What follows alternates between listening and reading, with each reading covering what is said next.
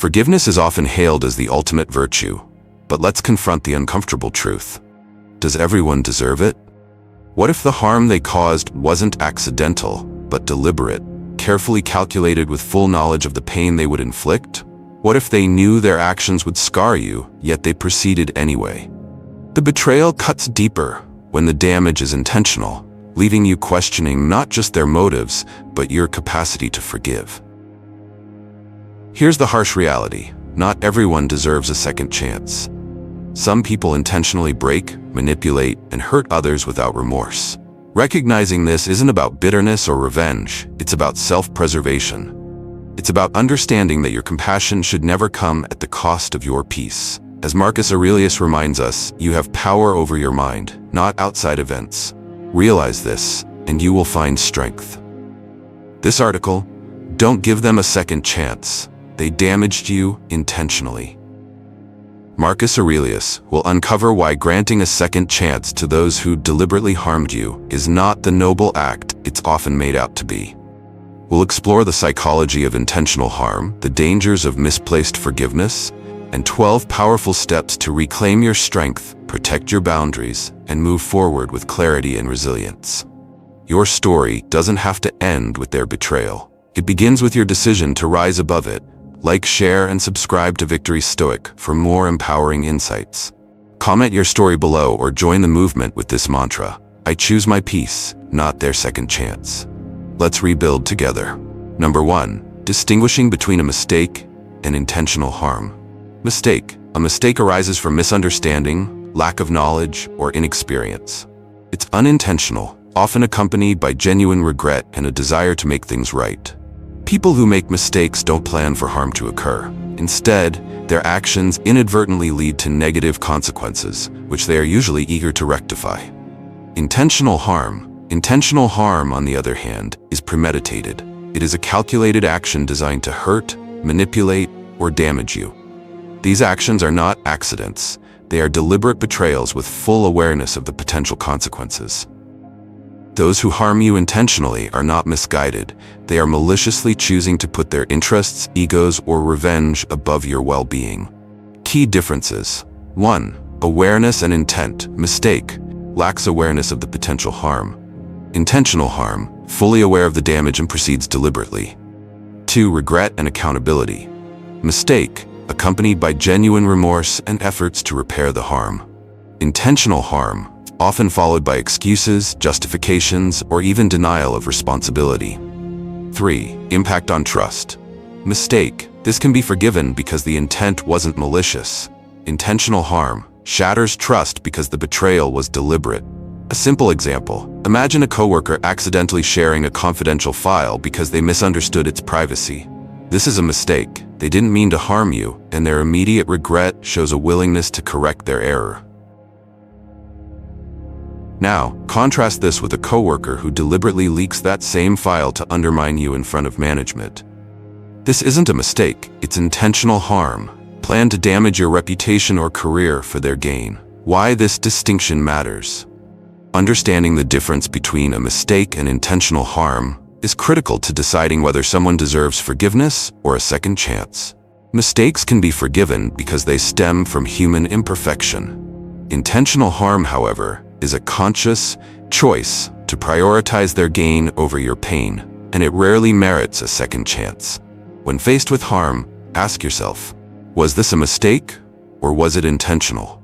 Were they unaware, or did they knowingly choose to cause harm? Your peace and boundaries deserve protection from those who deliberately hurt you. Don't confuse their betrayal for an accident. It's not your responsibility to give them another chance. Number 2, they knew what they did was wrong.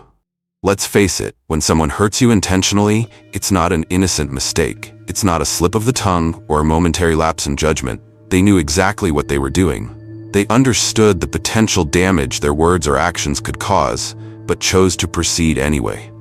This isn't about misunderstanding or miscommunication. It's about a deliberate act of harm, the conscious choice to hurt. Think about it. No one accidentally betrays someone's trust. No one unintentionally lies, manipulates, or undermines you. These are calculated decisions. They weigh the risks and rewards, and even when they know their actions will cause pain, they move forward. That's the difference between a mistake and an intentional act, awareness and choice. And when someone chooses harm over decency, they forfeit the right to a second chance. A real-life example. Take Sarah and her best friend, Emily. For years, Sarah confided in Emily about her struggles with anxiety and trust issues. One day, during an argument, Emily blurted out Sarah's deepest fears and insecurities in front of a group of mutual friends. The words weren't spoken in ignorance, they were weaponized. Emily knew how much those revelations would hurt Sarah, but she said them anyway, seeking to win the argument and humiliate her. Later, Emily apologized, claiming, "I didn't mean it like that." But Sarah knew better. The calculated nature of Emily's betrayal shattered the trust between them. This wasn't a momentary mistake, it was a conscious decision to hurt, and no apology could erase that awareness. Why intent matters. When someone knowingly causes harm, it reveals a lack of respect, empathy, and basic decency. Mistakes can be forgiven because they're accidental. Intentional actions, however, require accountability, not blind forgiveness. Giving a second chance to someone who knowingly hurt you often enables their behavior, teaching them that they can get away with it. How to protect yourself. 1. Recognize intent. Reflect on their actions. Did they know the potential consequences? Was it calculated? Acknowledge the difference between a mistake and a choice. 2. Set boundaries. Communicate what you will and won't tolerate. Boundaries aren't walls, they're safeguards for your peace. 3. Don't rationalize their behavior. Avoid excusing their actions with statements like, "They were under stress," or "maybe they didn't realize." If they knew, they knew. 4. Hold them accountable. If someone knowingly hurts you, their apology isn't enough. Their actions moving forward should reflect genuine change, but that doesn't mean you have to stick around to see it. Why it matters. When you recognize that someone knew their actions would hurt you, it becomes clear that a second chance isn't just undeserved, it's dangerous. Allowing them back into your life without accountability signals that their behavior is acceptable, perpetuating the cycle of harm. Remember, their awareness of their actions makes them responsible for the pain they caused. You don't owe them forgiveness or a second chance. Protecting yourself isn't cruelty, it's strength. Your peace matters more than their excuses. Number 3, they exploit your kindness. Kindness is a virtue, but in the wrong hands, it becomes a weapon against you. Those who intentionally harm others often rely on one critical element to succeed: your compassion. They exploit your forgiveness, empathy, and generosity, not as a sign of their remorse, but as a way to continue their harmful behavior unchecked. They take advantage of your better nature to manipulate you, ensuring you stay in their control. How they weaponize your kindness. People who harm you intentionally are experts at reading your emotional landscape. They know you're likely to give second chances because you believe in the goodness of others. They lean on this, crafting apologies that sound sincere, promising change while secretly planning their next move. This isn't regret, it's strategy. They'll say things like, "I didn't mean to hurt you, but you're overreacting," or, "You know I'm struggling, so you should understand why I acted that way." These statements aren't apologies. They're manipulations designed to make you doubt yourself and lower your defenses. A real-life example. Imagine Mark, who repeatedly borrows money from his close friend, Tom. Every time Mark promises, "I'll pay you back soon," but he never does. When Tom hesitates to lend more, Mark guilt-trips him, saying, "I thought you were my friend. Do you want to see me fail?" Tom, valuing their friendship, gives in time after time, only to realize later that Mark's financial struggles were never real. Mark knew exactly how to exploit Tom's loyalty and kindness for his gain. The cost of their exploitation. When someone exploits your kindness, they don't just harm you emotionally, they drain your energy, resources, and trust. Worse, their manipulation can leave you questioning your judgment. You may wonder, am I being too harsh? Should I give them another chance? But the truth is, their behavior proves they see your kindness as a weakness to exploit, not a quality to respect. How to protect yourself. 1. Recognize the pattern. Pay attention to repeated behaviors. Do they apologize but never change? Do they guilt-trip you into forgiving them? These are red flags.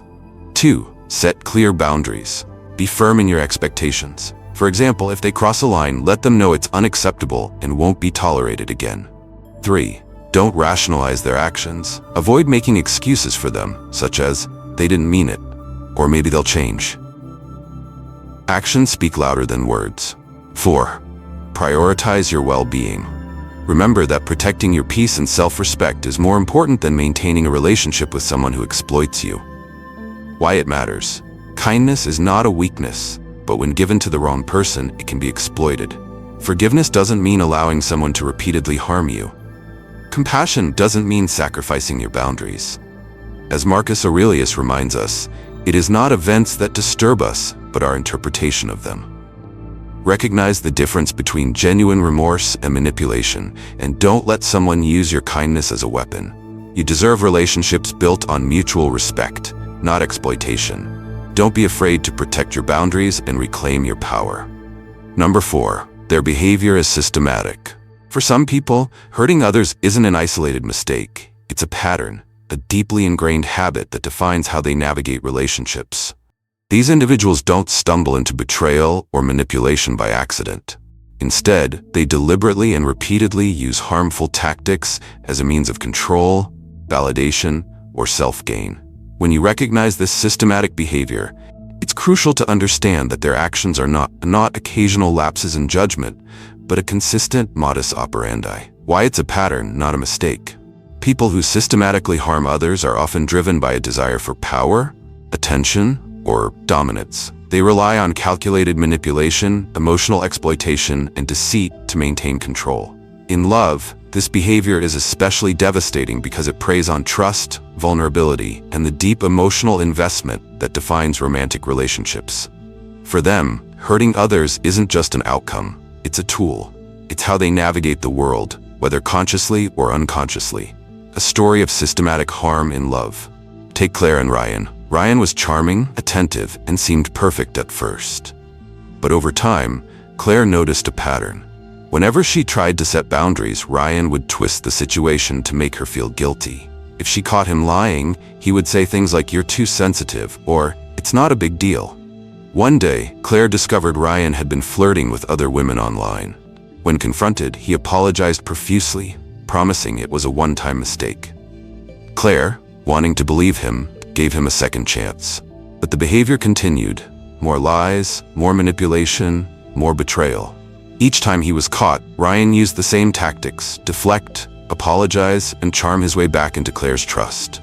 Eventually, Claire realized that this wasn't about isolated mistakes. Ryan's actions were a pattern, a systematic way of operating that prioritized his needs and desires over her well-being. The charm wasn't love, it was a tool to keep her under his control. How to identify systematic behavior? 1. Recognize repetition. Pay attention to recurring patterns. Do they repeatedly betray your trust or manipulate you in similar ways? 2. Notice deflection. Systematic behavior often includes avoiding accountability. They shift blame, minimize their actions, or make you feel guilty for questioning them. 3. Track empty promises. Repeated apologies without real change are a hallmark of systematic harm. 4. Evaluate emotional impact. If you constantly feel drained, manipulated, or unsure of your worth, it's likely a result of your harmful pattern. Why you should take it seriously. Systematic behavior doesn't change with apologies or promises. These individuals often see relationships as opportunities for control rather than mutual respect and growth. By recognizing the pattern, you empower yourself to break free from their cycle of harm. As the Stoic philosopher Epictetus reminds us, circumstances don't make the man, they reveal him.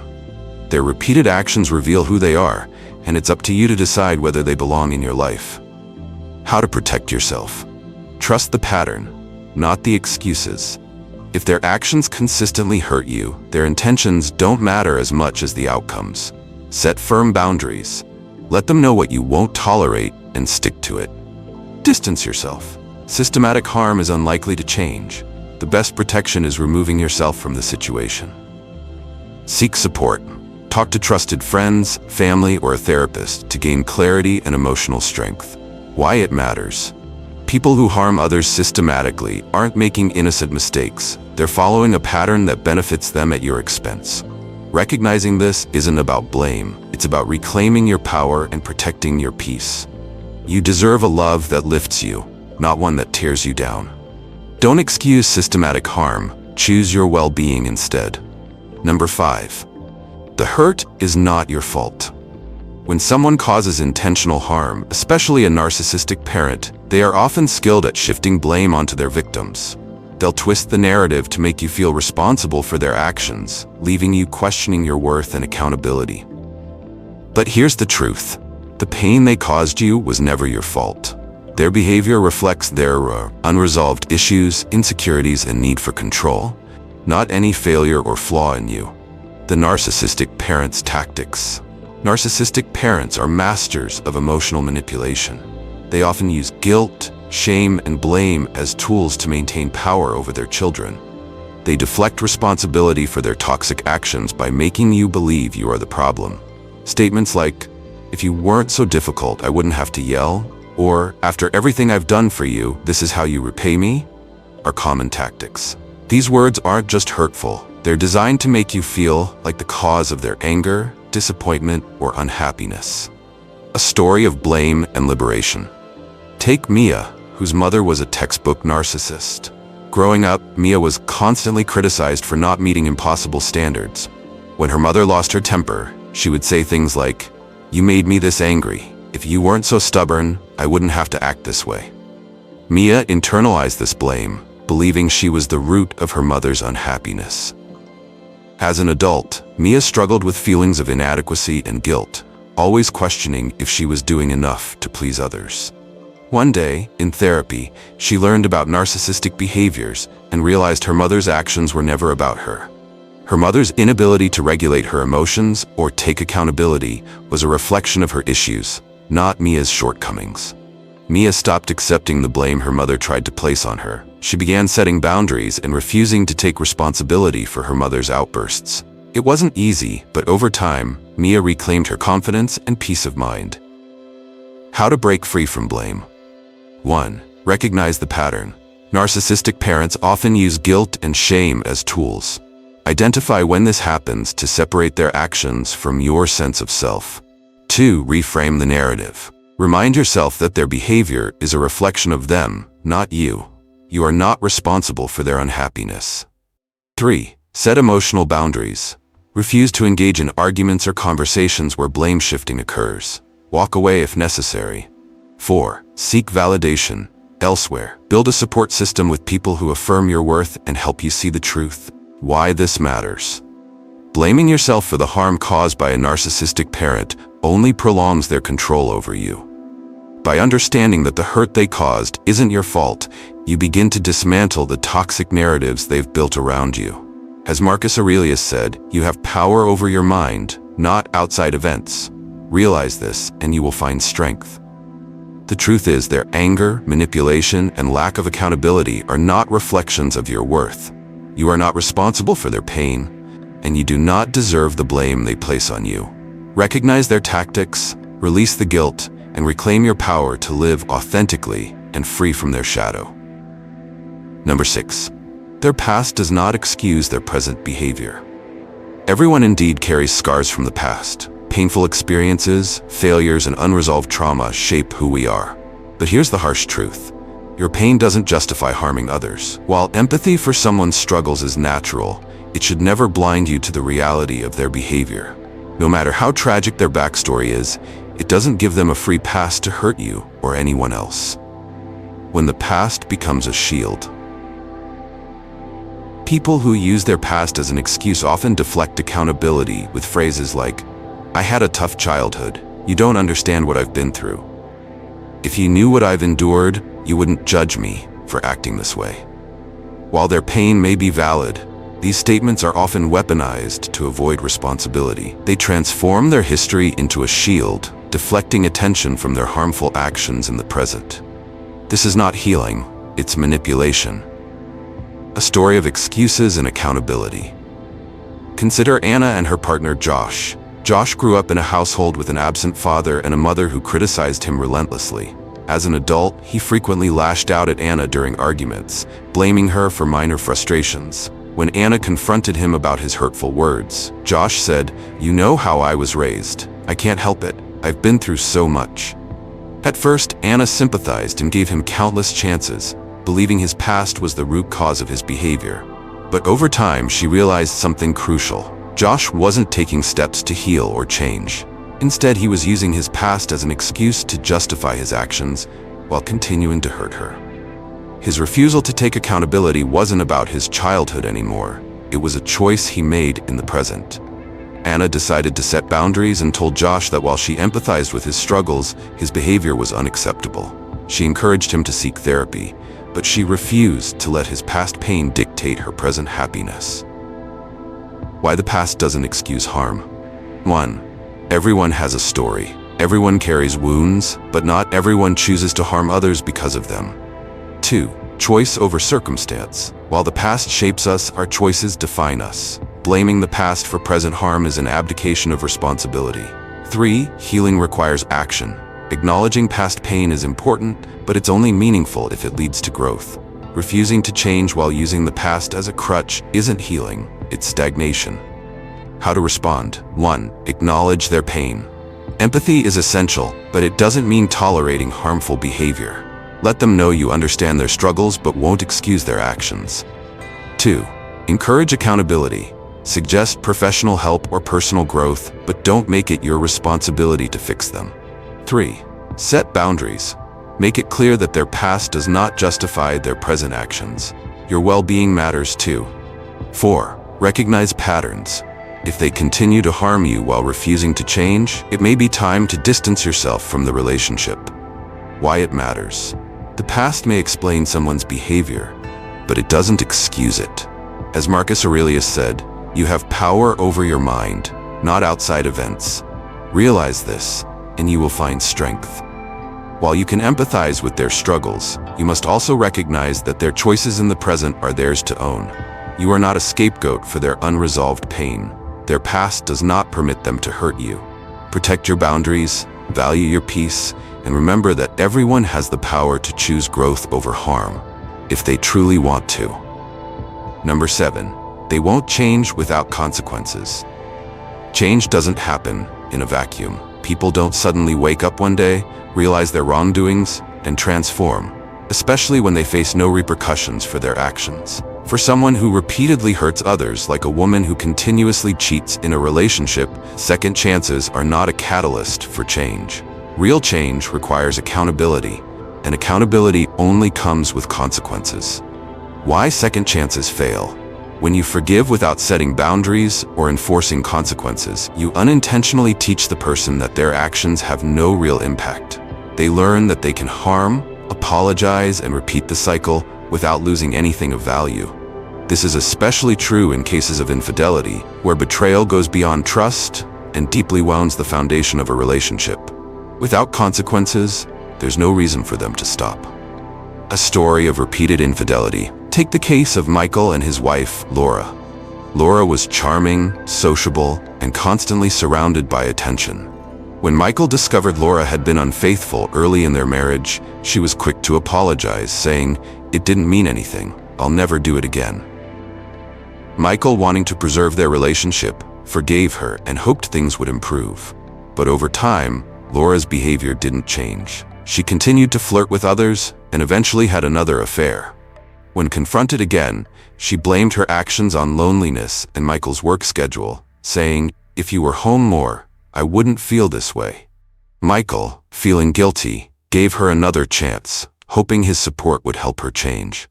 Yet the cycle continued. Laura didn't stop because there were no consequences. Each time Michael forgave her without enforcing boundaries or demanding accountability, allowing Laura to continue prioritizing her desires over their relationship. Finally, Michael reached his breaking point. He realized that his forgiveness wasn't helping Laura grow, it was enabling her behavior. He decided to separate, giving her the space to face the reality of her actions. Only then, when she experienced the loss of their relationship, did Laura begin to reflect on the damage she had caused. Why consequences are necessary. 1. Accountability drives change. Without experiencing the fallout of their actions, people rarely feel the need to reflect or grow. 2. Boundaries protect you.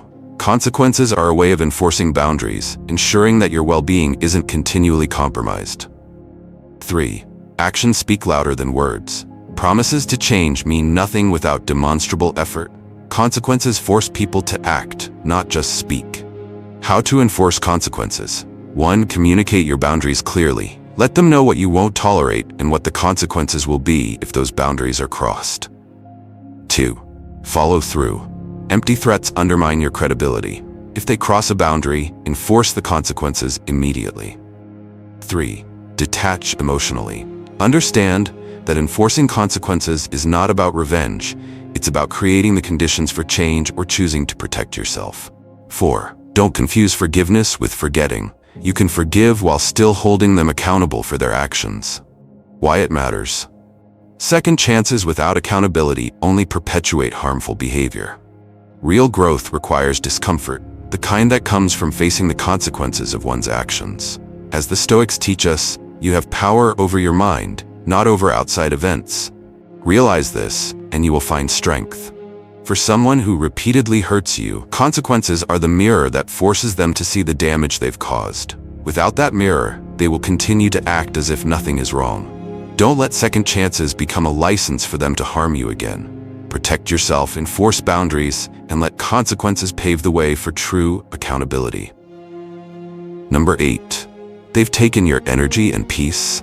Some people don't just hurt you, they drain you.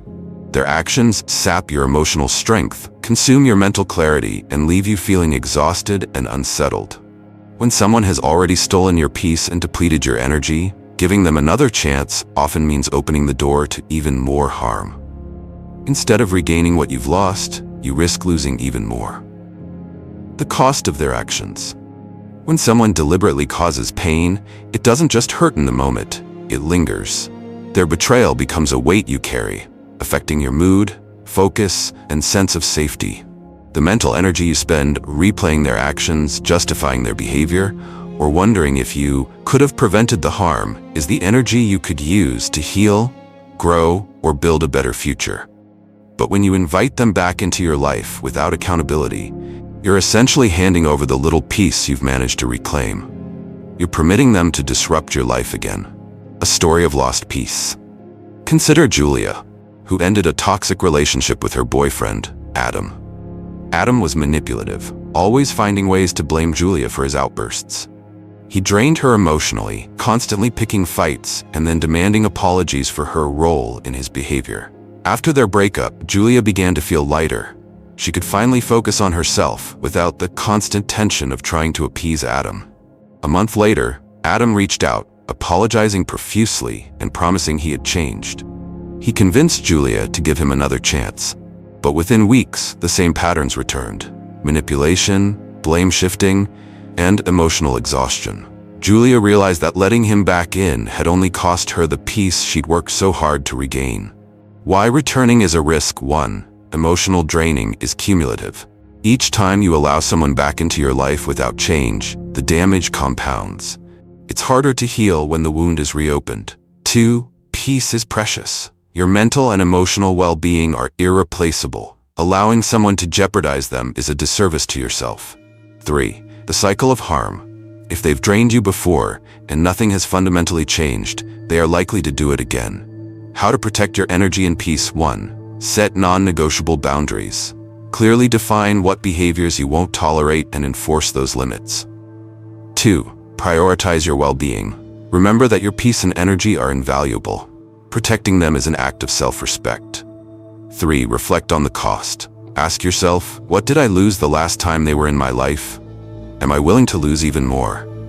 4. Surround yourself with support. Spend time with people who uplift and energize you, not those who drain you. Why it matters. Every moment you spend in emotional turmoil because of someone else's actions is a moment stolen from your happiness and growth.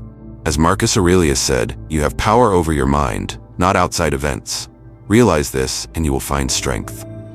Strength lies in protecting your peace and refusing to let anyone take it from you again. Your energy and peace are sacred. Don't sacrifice them for someone who has already proven they don't value them. The only way to truly reclaim your power is to walk away, protect what remains, and rebuild in an environment free of harm. Number 9, you don't owe them anything. Giving someone a second chance is not your obligation. It's your choice. It's an act of grace, not a debt you're required to pay. Too often, people who have hurt you will try to make you feel as though you owe them forgiveness, reconciliation, or another chance to prove themselves. But here's the truth. You owe them nothing. Your kindness is a blessing you bestow, not a duty you're bound to fulfill. The myth of obligation. When someone asks for a second chance, they often frame it as something you should give. They might say, "You're supposed to forgive and forget," or, "If you cared about me, you'd give me another opportunity." These statements are designed to manipulate you into compliance, making you feel guilty for prioritizing your well-being. But forgiveness and second chances are not the same thing. You can forgive someone in your heart, freeing yourself from resentment, while still choosing to walk away. Forgiveness is for you. A second chance is for them, and they are not entitled to it. A story of choosing yourself. Take Lucas, who ended a long friendship with a childhood friend, Ethan, after Ethan repeatedly broke his trust. Ethan would borrow money without returning it, share Lucas's private thoughts with others, and then apologize profusely when confronted. Lucas gave Ethan multiple second chances, but the pattern never changed. Each time, Lucas felt more drained and less valued. When Ethan reached out yet again, saying, "You're like family to me. Don't throw away what we've built," Lucas paused. For years, he had given Ethan the benefit of the doubt. But this time, he asked himself, what have I gained from this relationship? Is my loyalty to Ethan worth sacrificing my peace? The answer was clear. Lucas chose himself, recognizing that his loyalty wasn't an obligation, it was a gift, one Ethan no longer deserved. Why you don't owe them. 1. Kindness is not a debt. Your compassion and forgiveness are acts of generosity, not obligations. 2. Respect is earned, not demanded. If someone has repeatedly hurt you, they've already forfeited the right to your trust. 3. Your well-being comes first. Choosing yourself is not selfish, it's necessary. You can't pour from an empty cup. 4. Guilt is a manipulation tool. If they're making you feel guilty for not giving them another chance, it's a sign they're prioritizing their needs over your boundaries. How to choose yourself. 1. Ask what you deserve. Reflect on whether giving them a second chance aligns with your values and well-being. 2. Set clear boundaries. Politely but firmly let them know your decision. I've forgiven you, but I'm choosing not to continue this relationship. 3. Practice self-compassion. Remind yourself that prioritizing your peace is not selfish, it's essential for your growth. 4. Redirect your energy. Invest your time and energy into relationships and activities that nourish you, not drain you. Why it matters. Granting a second chance should come from a place of strength and grace, not guilt or obligation. As the Stoic philosopher Epictetus said, make the best use of what is in your power and take the rest as it happens. What is in your power is the ability to choose where to invest your kindness, energy, and trust. You don't owe them anything. The choice to offer a second chance is yours. And sometimes, the most powerful act of love is choosing yourself over someone who has repeatedly proven they don't deserve your grace. 10. The dangers of forgiving the wrong way. Forgiveness is a powerful tool, a way to release yourself from the weight of resentment and pain. But forgiveness does not mean granting permission. It's a personal act of emotional liberation, not an open door for someone to continue their harmful behavior. When forgiveness is misunderstood as a green light to let someone back into your life without accountability, it becomes a recipe for repeated harm. Forgiveness without boundaries. When you forgive someone who has intentionally hurt you, it can be empowering, but only when paired with clear boundaries. Without boundaries, forgiveness turns into enabling. For example, if you forgive someone for betraying your trust and immediately allow them back into the same position without requiring any behavior change, you're not just forgiving, you're permitting them to hurt you again. The cycle of harm. Consider Emma, who repeatedly forgave her partner for lying to her. Each time he apologized, promising to change. Yet, without any consequences or effort to rebuild trust, he continued his deceit. Emma's well-intentioned forgiveness became an unspoken message. You can hurt me, apologize, and it will be fine. This cycle not only eroded Emma's trust, but also left her feeling powerless and drained. Why forgiving without accountability is dangerous. 1. Encourages repetition. Without consequences, the person who harmed you has no reason to change. 2. Erodes your self-worth. Allowing repeated harm sends the message that your boundaries and feelings don't matter. 3. Creates emotional exhaustion. Forgiving without limits often leads to ongoing disappointment and emotional fatigue. How to forgive the right way. 1. Set boundaries. Forgive in your heart, but make it clear that the relationship will not continue unless there is genuine accountability and change. 2. Separate forgiveness from reconciliation. You can release resentment without reopening the door to the person who hurt you. 3. Observe actions, not words. Genuine change is demonstrated through consistent behavior, not empty promises. Why it matters. Forgiveness should empower you, not expose you to further harm. As Marcus Aurelius wrote, waste no more time arguing about what a good man should be. Be one. Be the person who values your peace and refuses to let others take advantage of your grace. Forgive for yourself, not for them. But remember, forgiveness does not mean forgetting their actions or allowing them to hurt you again. Protect your boundaries and your peace. It's the only way to truly heal. Number 11. The consequences of giving a second chance. Granting someone a second chance after they've intentionally hurt you might seem like an act of compassion, but it often comes with hidden costs. When forgiveness is extended without accountability or meaningful change, the damage can run deeper, affecting not only the relationship, but also your emotional well-being and sense of self. 1. Trust erodes over time. Trust is the foundation of any healthy relationship, and it takes time and consistent effort to build. When you give a second chance to someone who has betrayed you and they fail to change, that trust doesn't just remain broken, it crumbles further. Each unfulfilled promise or repeated action leaves cracks that are increasingly difficult to repair. The more this happens, the harder it becomes to trust not only them but others in your life, leading to a cycle of doubt and insecurity. Number 2. Emotional and mental harm. Repeated forgiveness without change sends a damaging message to yourself. My feelings and boundaries don't matter. Over time, this erodes your self-worth. You may begin to feel that you aren't valued or respected, questioning whether you deserve better. This emotional toll doesn't just affect the relationship, it seeps into every area of your life, diminishing your confidence and self-esteem. Imagine Sarah, who kept forgiving her partner for neglecting her emotional needs. Each time he promised to do better, but failed to follow through, Sarah began to question whether she was asking for too much. In reality, she wasn't. She was simply staying in a relationship that consistently devalued her worth. Number 3. Delayed healing and stagnation. Staying in a relationship with someone who repeatedly harms you prevents you from moving forward. Instead of focusing on your growth and healing, you remain trapped in a cycle of pain and disappointment.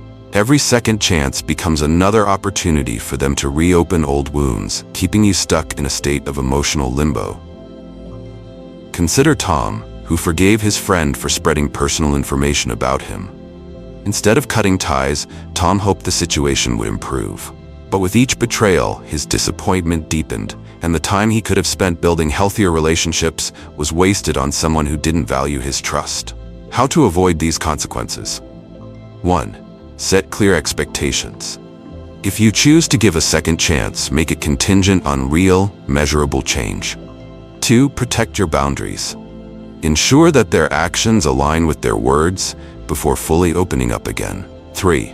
Prioritize your healing. Don't delay your emotional recovery for the sake of maintaining a relationship that continually harms you. 4. Evaluate their effort. Genuine change requires effort. If they aren't putting in the work, it's a sign that another chance is undeserved. Why it matters. Giving a second chance should be a thoughtful decision, not a reflexive act of kindness. As Marcus Aurelius reminds us, waste no more time arguing what a good man should be. Be one. Protecting your emotional well-being, self-respect, and peace is an act of self-love and integrity. Before you extend forgiveness and trust again, ask yourself, is this chance helping them grow, or is it keeping me stuck? Choose yourself first, because your healing and peace matter more than their empty promises. Number 12. You deserve a life without harm. Your life is too precious to be spent enduring pain caused by those who have chosen to hurt you. Happiness doesn't come from holding on to toxic relationships or giving endless chances to people who disrespect your boundaries. It comes from protecting your peace and surrounding yourself with love and kindness. You deserve a life free from manipulation, betrayal, and hurt. A life where you can grow, thrive, and feel safe in the relationships you cherish. The beauty of distance. Keeping your distance from those who intentionally harm you isn't about bitterness. It's an act of self-love.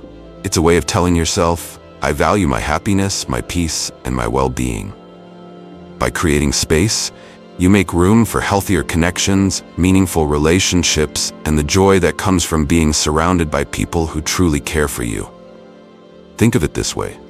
Just as you wouldn't let someone trample a garden you've nurtured with care, you shouldn't allow anyone to tread carelessly on the life you're building. By setting boundaries and choosing distance, you're preserving the beauty and potential within you. A story of finding peace. Consider Sophie, who had spent years forgiving her sister, Maria, for constant criticism and hurtful remarks. Each time, Sophie hoped Maria would change, but the negativity continued. One day, Sophie decided she couldn't keep sacrificing her happiness for a relationship that only brought her pain. She didn't cut ties completely, but set firm boundaries. She chose to engage with Maria only when she felt emotionally strong and avoided situations where she knew Maria's hurtful behavior would surface. Over time, Sophie found herself feeling lighter, freer, and more at peace. By choosing distance, she gave herself the gift of emotional safety while still holding space for love from afar. Why you deserve a life of peace. 1. Your well-being comes first. Protecting yourself from harm is not selfish. It's necessary for your growth and happiness. 2. Love thrives in healthy relationships. True connections are built on mutual respect, not pain or manipulation. 3. Distance creates room for growth. Letting go of harmful relationships opens the door to healthier, more fulfilling connections. How to build a life without harm.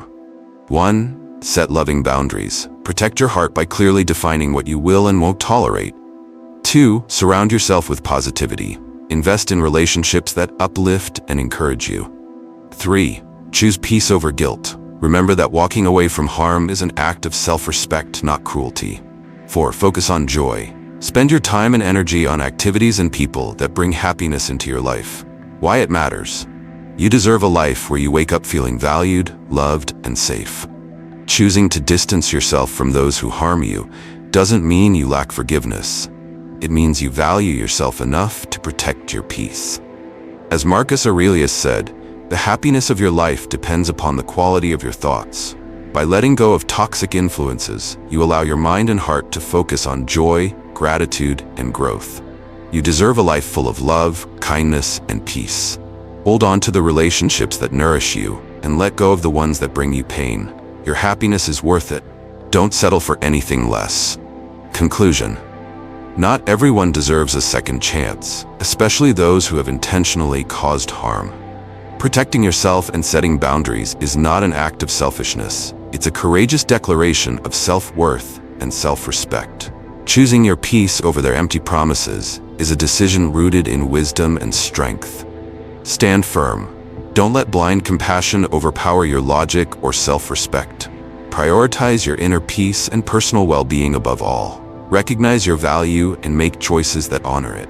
Remember this, you are not obligated to return to those who have hurt you. They don't deserve your grace or your time.